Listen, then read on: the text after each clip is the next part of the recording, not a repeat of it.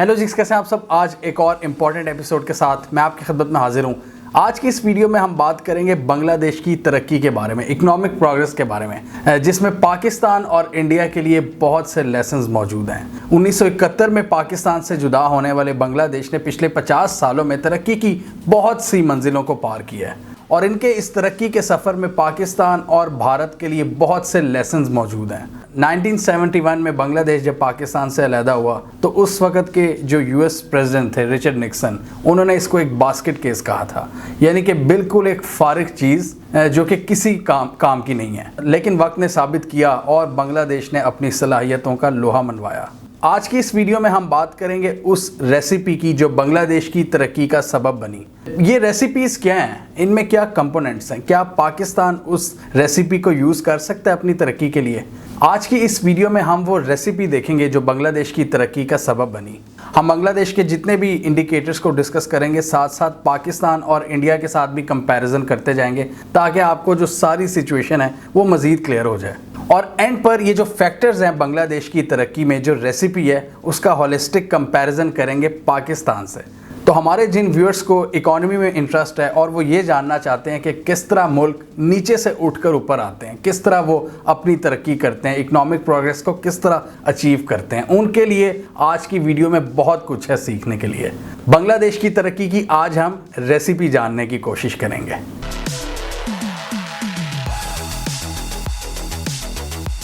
तो बांग्लादेश की तरक्की की जो खबरें हैं आजकल वो पूरी दुनिया के मीडिया की जीनत बन रही हैं और उसमें हेडलाइन ये है कि जीडीपी पर कैपिटा इनकम, उसमें बांग्लादेश ने भारत को भी पीछे छोड़ दिया है।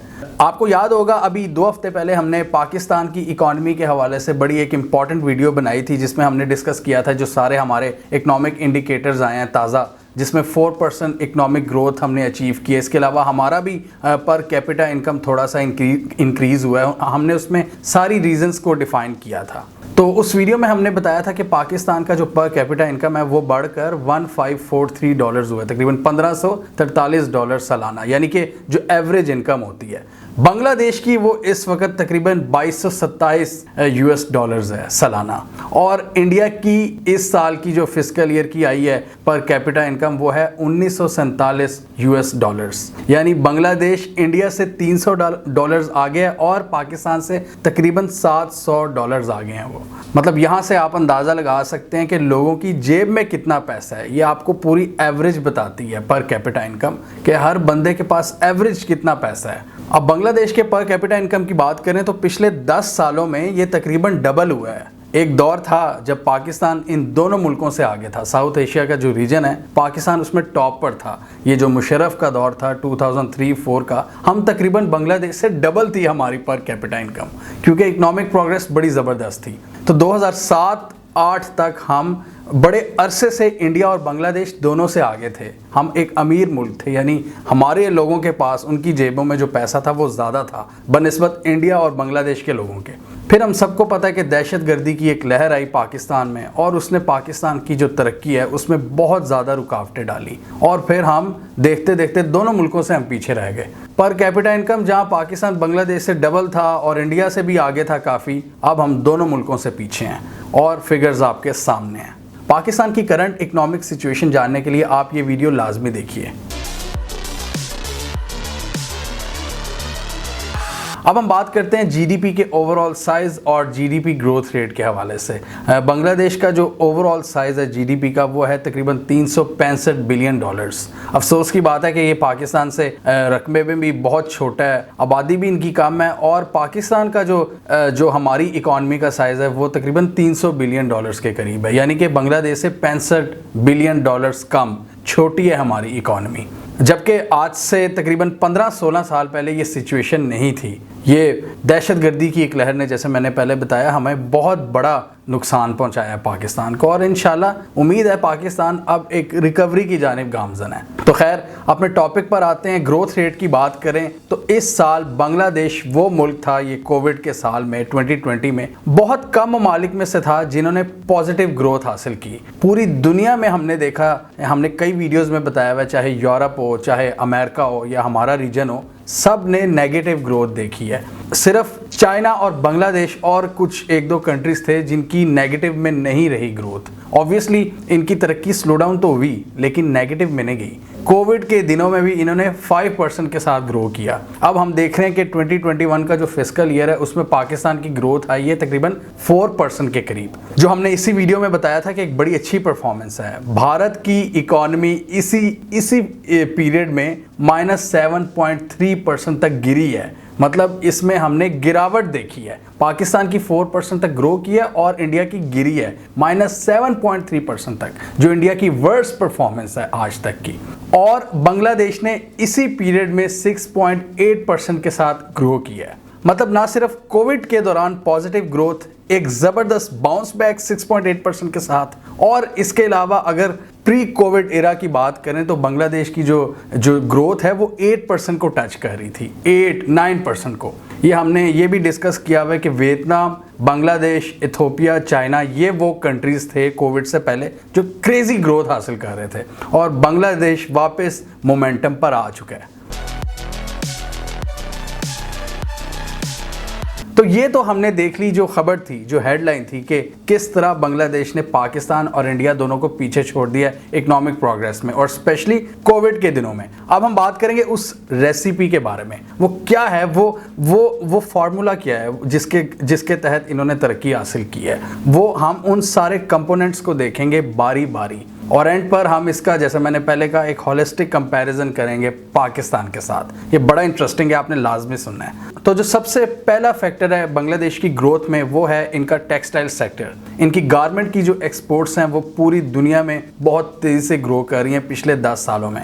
पिछले 10 साल में देख रहे हैं जहाँ पर ग्लोबल एक्सपोर्ट्स में इतना ज़्यादा इजाफा देखने को नहीं मिला, और बांग्लादेश का जो ये सेक्टर है उसने 8% के साथ ग्रो किया है। यहाँ से आप अंदाज़ा लगा सकते हैं कि इनकी कितनी ज़बरदस्त पॉलिसीज़ हैं जो सपोर्ट करती हैं अपनी इंडस्ट्री को। और इनका जो टेक्सटाइल सेक्टर है, इनकी जो गारमेंट की एक्सपोर्ट्स हैं वो पूरी दुनिया में बहुत ज़बरदस्त हैं। और चाइना के बाद वो दूसरा मुल्क है बांग्लादेश। मतलब चाइना इतना बड़ा कंट्री है, ऑब्वियसली वो तो होगा नंबर 1 पे। ये हमारा जो एशिया का रीजन है, यहाँ पर बड़ी ज़बरदस्त कॉटन होती है, इसकी वजह से चाइना नंबर 1 पे है। और दूसरे नंबर पर पूरी दुनिया में टेक्सटाइल बेस्ड एक्सपोर्ट्स में बांग्लादेश का नंबर दूसरा है। और पूरी दुनिया की जो टेक्सटाइल की एक्सपोर्ट्स हैं उनमें बांग्लादेश की एक्सपोर्ट्स तकरीबन 7% हैं। 7% पूरी दुनिया की एक्सपोर्ट्स को वो कवर करती हैं। इनकी रेडीमेड क्लोथिंग एक्सपोर्ट्स की वजह से इनकी जो ओवरऑल एक्सपोर्ट्स हैं उसमें भी इजाफा होता है। इनकी $40 बिलियन के करीब तकरीबन एक्सपोर्ट्स हैं। कोविड के दिनों में कुछ कम हुई थी 33 बिलियन की, लेकिन मेन जो इनका सेक्टर है ना एक्सपोर्ट्स का, वो यही है, गारमेंट्स की जो एक्सपोर्ट्स हैं इनकी। और इसकी वजह से इनकी जो एक्सपोर्ट्स हैं ओवरऑल वो पाकिस्तान से बहुत ज़्यादा हैं। पाकिस्तान की 24-25 बिलियन डॉलर्स के करीब एक्सपोर्ट्स हैं, जबकि इनकी $40 बिलियन के करीब हैं। अगेन पाकिस्तान के लिए यहाँ पर सीखने को बहुत कुछ है। अपैरल प्रोडक्ट्स की मेकिंग और उनकी एक्सपोर्ट्स में ये रिलेंटलेस हैं और इनका कोई मुकाबला ही नहीं है। इसकी एक और बहुत बड़ी रीज़न ये है कि इनको जो प्रेफरेंशियल स्टेटस दिया हुआ है, यूरोप ने, अमेरिका ने, GSP+ स्टेटस इनको मिला हुआ है, और वो ज़्यादा उन कंट्रीज़ को मिलता है जो अंडर डेवलप्ड कंट्रीज़ होते हैं। और कहा यह जा रहा है कि 2026 के करीब जब इनकी इकॉनमी मैच्योर हो जाएगी तो फिर ये सारे स्टेटस इनसे छीन लिए जाएंगे। तब इनको एक नए लेवल पर सारी स्ट्रैटेजीज बनानी पड़ेंगी, लेकिन इन्होंने उस GSP+ स्टेटस का फ़ायदा भरपूर उठाया है। ये इनको दाद देनी बनती है कि जहाँ दुनिया ने इनको मौका दिया कि यार हम आपको टैक्स छूट देते हैं, हम आप पर ड्यूटीज़ वगैरह नहीं लगाएंगे, तो इन्होंने इसका फिर खुल के फ़ायदा उठाया। इनकी टेक्सटाइल इंडस्ट्री की ग्रोथ में इनकी गवर्नमेंट का भी एक बहुत अहम किरदार है। इनकी गवर्नमेंट खुद भी इनको इंसेंटिवाइज करती है, टैक्स छूट देती है अपने इनके जितने भी मैन्युफैक्चरर्स हैं, तो खुद वो अपनी इंडस्ट्री को भी बहुत ज़्यादा सपोर्ट करते हैं। एक बिला तातुल बिजली की फराहमी, पाकिस्तान में हमने देखा था कि ज़रदारी के दौर में हमारी जो टेक्सटाइल इंडस्ट्री है उसका कबाड़ा निकला था, क्योंकि बिजली नहीं हम प्रोवाइड करते थे। और फिर हमने देखा कि किस तरह हमारा जो टेक्सटाइल सेक्टर है वो तबाह बर्बाद हुआ फैसलाबाद में। और अब अल्हम्दुलिल्लाह पिछले कुछ 1-2 सालों में रिकवरी की खबरें आ रही हैं। और कोविड के दिनों में हमने देखा है कि इंडिया और बांग्लादेश को जब ऑर्डर्स उनके कम हुए हैं ग्लोबली, पाकिस्तान ने वो ऑर्डर्स उठाए हैं, उसकी वजह से हमारा टेक्सटाइल जो सेक्टर है वो उठा है। आपको याद होगा आज से 10-12 साल पहले जब हमारी जो टेक्सटाइल इंडस्ट्री है वो तबाह हो रही थी, तो हर कोई यही कहता था कि सारा जो ग्लोबल जो ऑर्डर है वो बांग्लादेश में चला गया है टेक्सटाइल का। पाकिस्तान से सारे ऑर्डर जो पाकिस्तान को पहले मिलते थे वो भी बांग्लादेश ले गया। एक तो उनके पास अपने भी थे और पाकिस्तान का फेयर शेयर भी वो ले गया। तो ये तो हमने बात की इनके टेक्सटाइल सेक्टर की, जो एक बहुत इंपॉर्टेंट कंपोनेंट था इनकी ग्रोथ में। अब हम बात करते हैं टेक और यूथ।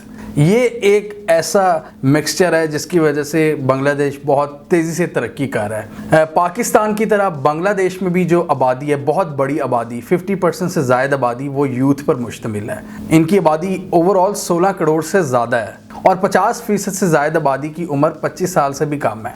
तो यूथ का हमें पता है कि ये जो टेक्नोलॉजी को बहुत तेज़ी से अडेप्ट करते हैं। इनकी जो यूथ है वो टेक सेवी है, टेक्नोलॉजी को बहुत तेज़ी से अडॉप्ट कर रही है। E commerce, social media, content creation के जो प्लेटफॉर्म्स हैं उन पर तेज़ी से आ रहे हैं, पैसा बना रहे हैं और इनकी जो इकोनॉमिक ग्रोथ है उसमें अपना किरदार अदा कर रहे हैं। बांग्लादेश दुनिया में 8वीं बड़ी पॉपुलेशन है जहाँ पर सबसे ज़्यादा लोग रहते हैं और इतनी बड़ी तादाद में जो यूथ है वो इनको एक बहुत ज़्यादा ह्यूमन रिसोर्स प्रोवाइड करती है।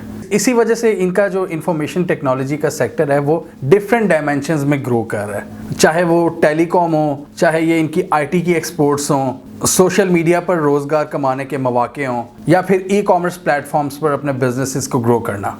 इनकी यूथ फुली इन्वॉल्व है और इनकी जो आईटी की एक्सपोर्ट्स हैं वो भी बहुत तेज़ी से बढ़ रही हैं और $1 बिलियन के करीब वो पहुंच चुकी हैं। पाकिस्तान की आईटी की एक्सपोर्ट्स की बात करें तो वो तकरीबन $2 बिलियन के करीब हैं। पाकिस्तान का इरादा है कि हम 5 बिलियन तक ले जाएंगे अगले साल तक, क्योंकि पाकिस्तान इसमें इस हवाले से काफ़ी ज़्यादा स्ट्रेटजीज़ को अडॉप्ट कर रहा है। बांग्लादेश भी यही चाहता है कि 5 बिलियन तक हम पहुँच जाएँ। इसके लिए ज़रूरी है कि इंटरनेट की फराहमी हर इलाके में आप इंटरनेट प्रोवाइड करें। आपके जो इंटरनेट के सर्विस प्रोवाइडर्स हैं और गवर्नमेंट मिलकर कोई ऐसी स्कीम लड़ाएं कि हर जगह पर, कुछ इलाके जो पाकिस्तान के हैं जहां पर इंटरनेट नहीं दिया जा रहा, डिफरेंट रीजंस की बुनियाद पर वहां पर इंटरनेट फराहम किया जाए, क्योंकि टैलेंट हर जगह पर है। अब इंडिया ने इस हवाले से काफ़ी अच्छा काम किया हुआ है अपने मुल्क में। उनकी जो इंटरनेट का रोल आउट है वो बड़ा ज़बरदस्त है। वहाँ पर कुछ कंपनीज भी आगे आई हैं जिन्होंने मेक श्योर किया कि आवाम को सस्ता इंटरनेट मिले। इसकी वजह से इंडिया की जो आईटी एक्सपोर्ट्स हैं वो $100 बिलियन से भी ज़्यादा हैं। तो ये एक काफ़ी सोचने का मकाम है कि हमारी कम से कम $20 बिलियन तो होनी चाहिए थी, लेकिन हमारी अभी $5 बिलियन भी नहीं हुई। बांग्लादेश की तरक्की में जो तीसरी रेसिपी है, जो तीसरा कंपोनेंट है, वो है आपका ह्यूमन डेवलपमेंट। ह्यूमन डेवलपमेंट यानी इंसानों पर खर्च करना, उनकी हेल्थ एंड एजुकेशन उसको बेहतर करना, बेहतर मौके फराहम करना। और इमरान खान पाकिस्तान के जो प्राइम मिनिस्टर हैं वो बड़ा ज़ोर देते हैं। उन्होंने अपनी पहली स्पीच में भी ह्यूमन डेवलपमेंट पर बात की थी कि इंसानों पर इन्वेस्ट करना चाहिए सबसे पहले, ताकि इंसान इस काबिल हों कि वो एक अच्छे तरीके से रोज़गार हासिल कर सके और उनकी अच्छी तरबियत भी हो। बांग्लादेश ने इस हवाले से काम करके दिखाया है और पाकिस्तान और इंडिया दोनों को पीछे छोड़ा है। ये बड़ी एक ज़बरदस्त एग्जांपल है और ये सिर्फ मैं ऐसे नहीं कह रहा, मेरे पास फैक्ट्स एंड फिगर्स हैं। जो हकाइक होते हैं वो बेहतर अक्कासी करते हैं सिचुएशन की। तो बांग्लादेश के हवाले से हमारे पास इस वक्त जो ग्राफ्स हैं, जो फैक्ट्स हैं, वो बताते हैं कि इसने किस तरह ह्यूमन डेवलपमेंट पर एक्चुअल काम किया है पाकिस्तान और इंडिया की निस्बत। अभी हमने बात की थी बांग्लादेश के टेक्सटाइल सेक्टर के बारे में। टेक्सटाइल सेक्टर को बहुत बड़ी सपोर्ट इनकी जो वुमेन है वो प्रोवाइड करती हैं, क्योंकि इन्होंने अपनी औरतों पर इन्वेस्ट किया है। इन्होंने गर्ल्स एजुकेशन की बहुत ज़्यादा एक कैंपेन चलाई है और उसको फिलॉसफी की शक्ल दी है। मतलब इन्होंने अपने सिक्कों में छपवाया। इन्होंने गवर्नमेंट के तहत ऐसी स्कीम्स लॉन्च की, मार्केटिंग कैंपेन्स चलाई कि हर औरत को तालीम दी जाए। इस वजह से हम देख रहे हैं कि इनकी जो टेक्सटाइल सेक्टर है उसमें जो औरतें हैं वो उसकी बैकबोन है। इन्होंने मेक श्योर किया कि हर बच्ची लड़कों के साथ शाना बेशाना तालीम हासिल करे। इसके अलावा ह्यूमन डेवलपमेंट के कुछ और इंडिकेटर्स की बात करें तो इन्फेंट मोर्टेलिटी रेट बांग्लादेश में 26 है 100 में से, यानी कि 1000 में से, यानी कि 1000 में से ज़िचकी के दौरान 26 बच्चों की अमवात होती है, जबकि पाकिस्तान और भारत में ये सिचुएशन बांग्लादेश से काफ़ी ज़्यादा ख़राब है। भारत में ये 28 है और पाकिस्तान में ये 30 से भी ज़्यादा है। मतलब डेथ्स पर 1000 चिल्ड्रन वो बांग्लादेश में बेहतर है इन दोनों मुल्कों से, जिसको इन्फेंट मोर्टेलिटी रेट कहते हैं। इसके अलावा बांग्लादेश में जो फीमेल लिटरेसी रेट है वो 72% है। भारत में ये 66% है और पाकिस्तान में ये तकरीबन 57% है। तो यहाँ भी औरतों को तालीम देने के मामले में भी बांग्लादेश इन दोनों मुल्कों से आगे है, पाकिस्तान और इंडिया से। 72% के करीब इनकी जो ख़वातीन हैं वो पढ़ी लिखी हैं। ये एक बहुत बड़ी अचीवमेंट है। इसके अलावा female rate of labour force participation वो 36% है। ये रेट भी पाकिस्तान और इंडिया दोनों से ज़्यादा है। इसके अलावा डिफरेंट ऑथेंटिक रिपोर्ट्स के मुताबिक जो कई ह्यूमन डेवलपमेंट इंडेक्स के पैरामीटर्स हैं उसमें बांग्लादेश, पाकिस्तान और इंडिया दोनों से बेहतर परफॉर्म कर रहा है। इसके अलावा लाइफ एक्सपेक्टेंसी यानी कि एवरेज लाइफ स्पैन, एक इंसान ऑन एवरेज कितनी देर जिंदा रहता है। पाकिस्तान में ये जो लाइफ एक्सपेक्टेंसी है वो 67.1 ईयर्स है। इंडिया में ये 69.4 है, जबकि बांग्लादेश में ये 72.3 ईयर्स है। पाकिस्तान और इंडिया अगेन दोनों से बेहतर। ये है बांग्लादेश की परफॉर्मेंस, ये इन्होंने करके दिखाया है। इसका ये मतलब है कि इनकी हेल्थ केयर में बहुत ज़्यादा इन्वेस्टमेंट है। ये अपने लोगों को बेहतर हेल्थ केयर सर्विसेज प्रोवाइड कर रहे हैं, एजुकेशन पर भी काम करें और हेल्थ पर भी काम करें। और ये दो मेन चीज़ें होती हैं अगर आपने किसी मुल्क का ह्यूमन डेवलपमेंट इंडेक्स को बेहतर करना हो। इसके अलावा इनकी तरक्की में कुछ और फैक्टर्स की बात करें तो बांग्लादेश ने पिछले कुछ सालों में करप्शन पर काबू पाने की काफ़ी ज़्यादा कोशिश की है। हवाला हुंडी के थ्रू जो लोग पैसा भेजते थे मुल्क में, उस पर भी काबू पाया है और इसकी वजह से इनकी जो रेमिटेंसेज हैं उसमें भी इजाफा हुआ है। 20 बिलियन डॉलर से ज़ायद हो गई हैं इस साल इनकी रेमिटेंसेज।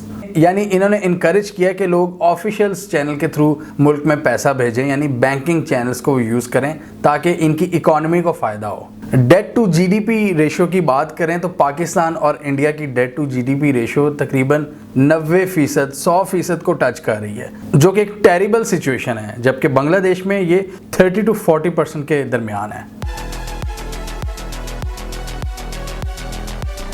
यहाँ पर एक इंटरेस्टिंग बात ये है, मैं ये नोट कर रहा था सारा, जब मैंने लिख लिया ये सारा स्क्रिप्ट, ये सारी रिसर्च कर ली मैंने देखा कि ये तो रेसिपी वही है जो पाकिस्तान भी यूज़ कर रहा है और पाकिस्तान यूज़ कर भी सकता है। मतलब ये सारी रेसिपी पकी पकाई पाकिस्तान के पास ऑलरेडी मौजूद है। बस क्या है कि बांग्लादेश ने उस रेसिपी का बेहतर इस्तेमाल किया है। मतलब आप देखें ये सारी चीज़ें, हमारे पास भी टेक्सटाइल सेक्टर है, हमारे पास भी यूथ है, हमारे पास भी टेक का पूरा एनवायरनमेंट है, हमारे पास भी यूथ की एक बहुत बड़ी तादाद है जो यंग लोगों पर मुश्तमिल है, यंग वर्क फोर्स है हमारे पास भी मतलब रेमिटेंसेस में इजाफा हो रहा है। इसके अलावा बांग्लादेश की तरह पाकिस्तान में भी फ्रीलांसर्स का एक बहुत बड़ा पूल मौजूद है जो हमारी जो आईटी एक्सपोर्ट्स हैं उनको ग्रो कर रहा है। और इसी वजह से हम देख रहे हैं कि इसी रेसिपी को यूज़ करते हुए पाकिस्तान ने इस साल अपने ग्रोथ रेट और पर कैपिटा इनकम में इजाफा किया, यानी इकॉनमी में बेहतरी आई है इसी रेसिपी को यूज़ करते हुए। क्योंकि जैसे मैंने पहले कहा कि हमारे पास ऑलरेडी ये रेसिपी मौजूद है और ये सारी चीज़ें जो मैंने अभी गिनवाई हैं, तो फिर मसला क्या है? मसला ये है कि बांग्लादेश उसका बेहतर इस्तेमाल कर रहा है। बांग्लादेश में कुछ ऐसी पॉलिसीज़ हैं जिन्होंने मेक श्योर किया है कि ये जो सारी रेसिपी मौजूद है, सारे कंपोनेंट्स मौजूद हैं, उनका बेहतर इस्तेमाल किया जाए। Ease of doing business, tax collection, investment, इसके अलावा अपने लोगों को सपोर्ट करना, लेवल प्लेइंग फील्ड एनवायरनमेंट बनाना। बांग्लादेश नो डाउट इसमें हमसे बेहतर परफॉर्म कर रहा है। हालांकि चीज़ें हमारे पास भी वही हैं, बल्कि शायद बांग्लादेश से ज़्यादा हैं। बांग्लादेश के पास टूरिज्म का वो पोटेंशियल नहीं है जो पाकिस्तान के पास है। बांग्लादेश के पास रिसोर्सेज का भी वो लेवल नहीं है जो पाकिस्तान के पास है। फिर भी बांग्लादेश ने इकोनॉमिक प्रोग्रेस में फ़िलहाल हमें पीछे छोड़ दी है। कभी हम आगे होते थे, आज ये हमसे आगे हैं। और इंटरेस्टिंगली हमने भी हवाला हुंडी पर काबू पाया, हमारी भी रेमिटेंसेस में इजाफा हुआ है। इस वीडियो में बताया था कि इस साल रिकॉर्ड रेमिटेंसेस पाकिस्तान ने रिसीव किए हैं 27 बिलियन डॉलर्स के करीब। तो सब कुछ मौजूद है हमारे पास। इस वक्त गवर्नमेंट को बिजनेस फ्रेंडली माहौल बनाने की ज़रूरत है। ईज़ ऑफ डूइंग बिजनेस का जो इंडेक्स है उसमें वाज़ेह बेहतरी लाएं। इसके अलावा यूथ को सपोर्ट करें। ये जो डिजिटल इकोसिस्टम है इसको सपोर्ट करें, खुद ब खुद आप तरक्की देखेंगे। मतलब ये जो आए दिन आप कदगन लगाते रहते हैं डिफरेंट चीज़ पर पाबंदी, इस चीज़ से आप ज़रा परहेज़ करें। इस टेक सेक्टर को, आईटी सेक्टर को, ये डिजिटल एनवायरनमेंट को ज़रा फलने फूलने दें।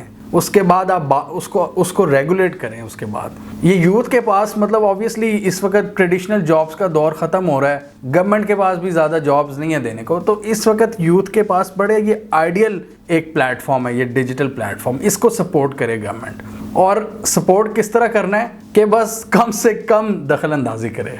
तो रेसिपी मौजूद है, इसको बेहतर अंदाज में यूज़ करने की ज़रूरत है। ये एक बहुत बड़ी पॉसिबिलिटी है कि आने वाले दिनों में आप बांग्लादेश और पाकिस्तान के दरमियान एक सीरियस कंपटीशन देखेंगे, क्योंकि नज़र ये आ रहा है कि पाकिस्तान ने भी इस रेसिपी को इस्तेमाल करना शुरू कर दिया है। इस साल की जो इकनॉमिक फिगर्स आई हैं, जो मैक्रो इकनॉमिक इंडिकेटर्स आए हैं, वो क्लियरली बता रहे हैं कि ग्रोथ का सफ़र अब पाकिस्तान में भी शुरू हो चुका है।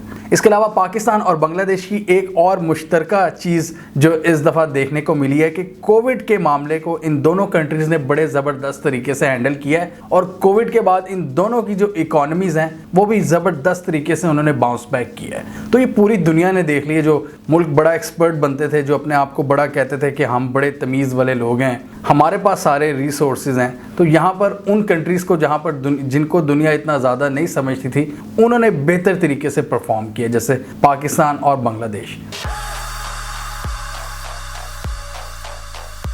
एक और बात हमें जहन में रखनी चाहिए कि नो डाउट बांग्लादेश ने इकोनॉमिक प्रोग्रेस तो बड़े ज़बरदस्त तरीके से की है, लेकिन बांग्लादेश अभी एक जियोपॉलिटिकल पावर हाउस नहीं है। जियोपॉलिटिक्स में बांग्लादेश का उस तरह किरदार नहीं है जैसे कि पाकिस्तान और इंडिया का है। उसमें कई फैक्टर्स भी आ जाते हैं, जैसे कि आपका साइज़, आपका एरिया का साइज़, पॉपुलेशन और आपकी लोकेशन, कि आप कहाँ पर आप पाए जाते हो इस ज़मीन पर। तो इस हवाले से पाकिस्तान और इंडिया की जो जियोपॉलिटिकल अलाइनमेंट है या जियोपॉलिटिकल इंपॉर्टेंस है वो ज़्यादा है बनस्बत बांग्लादेश। नो डाउट बांग्लादेश ने इकोनॉमिक प्रोग्रेस की है जिसको हम एक्नॉलेज कर रहे हैं। अब जैसे बात करें जियोपॉलिटिकल पावर हाउसेस की, चाइना की बात करें, अमेरिका की बात करें, ये मुल्क हर डोमेन में तरक्की करते हैं। इनके पास मिलिट्री पावर भी होती है, इनके पास इकोनॉमिक पावर भी होती है, और इनका स्ट्रेटेजिक इन्फ्लुएंस भी होता है। और बांग्लादेश ने अभी एक डोमेन में बड़ी ज़बरदस्त ग्रोथ हासिल की है, और वो है इनकी जो इकोनॉमिक डोमेन है। बताने का मकसद ये है कि बांग्लादेश ने अपने आप को साबित किया है as a economic hub, strong economic hub, लेकिन बांग्लादेश को आप एक जियोपॉलिटिकल पावर हाउस नहीं कह सकते। स्ट्रेटेजिक और मिलिट्री नौयत की बुनियाद पर आप ये नहीं कह सकते कि बांग्लादेश कोई बहुत पावरफुल मुल्क है, लेकिन ये वो मुल्क है जिसको रिचर्ड निक्सन ने 1971 में बास्केट केस कहा था, यानी ये किसी काम का नहीं होगा। और आज इन लोगों ने साबित करके दिखाया है। दुनिया के बड़े बड़े लोगों को इन्होंने इनके मुंह बंद कराए हैं और अपना जो टैलेंट था, अपनी जो एहलियत थी, उसको साबित किया है। और इसमें डेफिनेटली पाकिस्तान और इंडिया के लिए सीखने को बहुत कुछ है, और बांग्लादेश की इस तरक्की को हम सलाम पेश करते हैं। इसके साथ ही एंड पर हमें ये भी ज़रा जहन में रखना होगा कि बांग्लादेश को अभी भी बहुत से चैलेंजेस का सामना है। इनकी जो करंट प्राइम मिनिस्टर हैं हसीना वाजिद, इन्होंने काफ़ी ज़्यादा पॉलिटिकल फड्डे लिए हुए हैं अपने ओपोनेंट्स से। इन्होंने अपने जो इनके मुखालिफ हैं उनको जेलों में भी बंद किया हुआ है। इसके अलावा एक एक्सट्रीमिज़म का भी हम राइज देख रहे हैं बांग्लादेश में। पॉलिटिकल टर्मोइल भी काफ़ी ज़्यादा है, लेकिन ये एक अच्छी चीज़ है कि पिछले कुछ 10-15 सालों में पॉलिटिकल स्टेबिलिटी लाने की कोशिश की है, लेकिन दूसरी तरफ इन्होंने काफ़ी आवाज़ों को दबाने की भी कोशिश की है हसीना वाजिद ने। इनको चैलेंजेस हैं, एनवायरनमेंट का चैलेंज है, इनके तूफ़ान बड़े ज़बरदस्त आते हैं, बड़े खौफनाक, सैलाब की कैफियत आ जाती है। तो अभी भी बहुत सारे चैलेंजेस हैं। करप्शन का एक मसला बहुत बड़ा है। जहां इन्होंने लीगल तरीके से ट्रांजैक्शंस को एग्जीक्यूट करने की कोशिशें की हैं, वहां पर ख़ुद इनकी गवर्नमेंट भी काफ़ी बड़े बड़े स्कैंडल्स में मुलविस है। मेगा स्कैंडल्स हैं करप्शन के। तो करप्शन, क्लाइमेट चेंज और ट्रेड डील्स, ये आने वाले दिनों में एक चैलेंज हो सकती हैं बांग्लादेश के लिए, जो अभी भी हैं काफ़ी हद तक। और ये जो ट्रेड डील्स हैं, जो प्रेफरेंशियल स्टेटस इनको मिला हुआ है यूरोप और यूएस की तरफ से, वो भी ख़त्म हो जाएगा मोस्ट प्रॉब्ली 2026 में। तब इनको नई ट्रेड डील्स भी साइन करनी होंगी दुनिया के बड़े बड़े जो इकोनॉमिक हब हैं उनके साथ। तो वहाँ पर इनको फिर एक नए हिसाब से पूरी स्ट्रैटेजी बनानी पड़ेगी। फिलहाल तो इन्होंने बड़ा ज़बरदस्त परफॉर्म किया है। इन्होंने चाइना और इंडिया के साथ बैक वक्त ताल्लुकात को बड़ा बैलेंस तरीके के साथ आगे लेकर चले हैं। चाइना के बेल्ट एंड रोड इनिशिएटिव का भी पार्ट है, और इंडिया के साथ भी ये बड़े अच्छे तरीके से अपने मामलात को लेकर चलते हैं। मोदी का जो मैन है अमित शाह, एनआरसी और सीए को जब ये डिज़ाइन करने की बातें कर रहे थे, तो बांग्लादेश के जो इमिग्रेंट्स थे, इन्होंने इनको टर्माइट्स कहा था, ये जो छोटे कीड़े होते हैं। तो आज जिन लोगों को ये इस तरह के नामों से पुकार रहे थे, इकोनॉमिक प्रोग्रेस में ये इनसे आगे निकल चुके हैं। और इसी वजह से शायद आप ये भी देखेंगे कि बीजेपी के कुछ अकाउंट्स इनकी तरक्की को डिस्क्रेडिट करने की कोशिश करेंगे, और ये कहेंगे नहीं जी, ये हो ही नहीं सकता कि ये हमसे आगे निकल गए हैं। लेकिन हकाइक को कोई नहीं झुटला सकता। हमें कमेंट सेक्शन में बताइए आपके ख्याल में ये जो सारी रेसिपी हमने डिस्कस की है बांग्लादेश की तरक्की की, वो कौन सी रेसिपी है जिसको पाकिस्तान बेहतर तरीके से यूज़ करके खुद एक ज़बरदस्त तरीके से तरक्की की मंजिलों को पार कर सकता है। यानी आपके ख्याल में वो क्या स्पेसिफिक्स हैं बांग्लादेश की तरक्की में जिनको पाकिस्तान भी अप्लाई कर सकता है अपनी इकनॉमिक प्रोग्रेस में। कमेंट कीजिए। इसके अलावा हमारा यूट्यूब चैनल सब्सक्राइब कर लें और साथ ही वो बेल आइकॉन भी दबा लें ताकि वो स्टोरीज़ दुनिया भर से पाकिस्तान से जिनकी मेन स्ट्रीम मीडिया पर प्रॉपर कवरेज नहीं होती, हमारे प्लेटफॉर्म के थ्रू आप तक टाइम पर पहुंच जाएं।